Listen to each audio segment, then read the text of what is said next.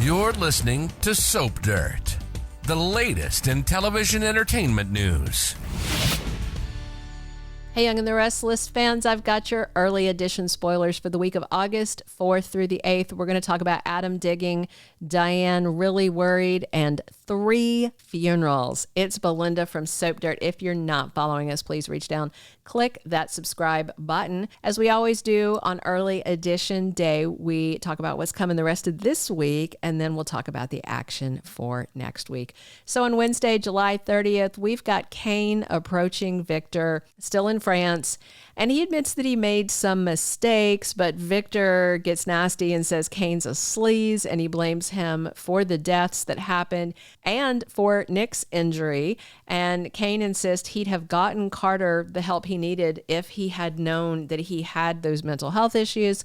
Victor says he knows about Kane's Genoa City real estate purchases, and he makes some threats. Kane promises Victor that if it's war he wants instead of peace, that he'll make it happen. And Victor accuses Kane of sending Carter to kill Damien and says if Kane comes back to GC, he better avoid the Newmans. And then Victor vows to be Kane's worst enemy. Victoria, back in GC, is shocked to find out Dumas is Kane as she and Adam talk business. They want to figure out Kane's next purchase since he got the GCAC and other properties. Victoria knew that he was Kane before her and Adam's talk, just to clarify, but that was part of their discussion. So Adam has a realtor looking for patterns because they're trying to figure out if they can do an end run. Victoria worries, though, about working with Adam because of their many, many past issues, but he just wants them to work together to protect the family, and he even says Victoria can call the shots, and she likes that. And she tells Adam that she wants to make things rough for Kane when he returns to Genoa City. Chelsea consoles a grief-stricken Claire, and they talk about love and loss and Claire's concerns about forgetting her dad's face and voice and how much time she missed out on him already.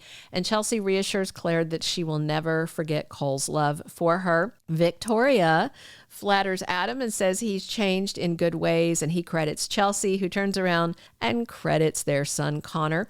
Victor phones Adam and says they're going to be heading home once Nick is out of the hospital, and Victor warns that Kane is conspiring with Billy and a war is brewing. Nate ruins Amy's great day when he tells her Damien was killed. She's absolutely horrified. Nate explains that Carter killed Damien to clear the way for Kane to be with Lily, and then the guy killed himself because Carter was unhinged. Amy blames herself for bringing Damien to Genoa City, and Nate comforts her and tells her it's not her fault, and it's really not. I mean, honestly, Damien was already working for Kane, so bad things might have happened since Carter was around and he was clearly crazy. Thursday, July 31st, we've got Victor reuniting the family. The Newmans are all back together in GC. They are about to be prepping for war with Kane and Billy and all the allies. They're going to circle the wagons around Newman Enterprises, around Chancellor, Newman Media, all that good stuff. Diane and Jack are worried about Kyle, and Diane is particularly concerned because of what happened in France and Audra and Victor plotting, and I'm very interested to see, Kyle was in the frame of mind to come back to Genoa City and burn down Audra for what happened, but he's kind of derailed now that he knows that he missed Claire's father dying and he wasn't there for that. So we'll see if he comes back to GC hot on that still, or if he's going to be solely focused on Claire. Sharon and Nick are already facing a challenge with their fresh and new reunion. I wonder if it's a Phyllis-sized challenge. We'll see what roadblocks she might throw up. On Friday, August 1st, we have got Jack doing something for Billy that really cost him. So if you remember, the brothers had a conversation and he told Jack once they get back home that things are going to change. But are he and Billy about to part ways? Is Jack going to fund the company and then say, I'm done? Wash his hands of it? I feel like Jack has just given him So much rope, so much rope, so much rope. Billy thinks he's a cowboy and he's not. Phyllis's new plan really has her son Daniel concerned, and I'm sure he thinks Phyllis is gambling unwisely on her future by plotting with Billy on the whole Chancellor thing, by siding with Cain against everybody else in town. It's going to be messy. Also look for Daniel to spend time helping Tessa. Daniel is hanging out with Tessa and Aria in the park. The week of August 4th through 8th, we have got funeral planning. 3 funerals are coming. I'm assuming the first one is going to be Cole. I wonder if it's going to be off screen. I wonder if Damien's is going to be off screen. Chances funeral better not be off screen, but we shall see. But since Cole was the first to go and Victoria and Claire have been waiting on his funeral till the family gets back, that should be first up. Cain may set up shop and housekeeping both at the GCAC unless Y&R decided to splash out some money on a new office or house set for him.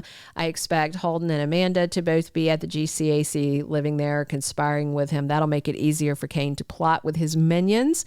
I'm sure Billy's going to be dropping by a lot to plot.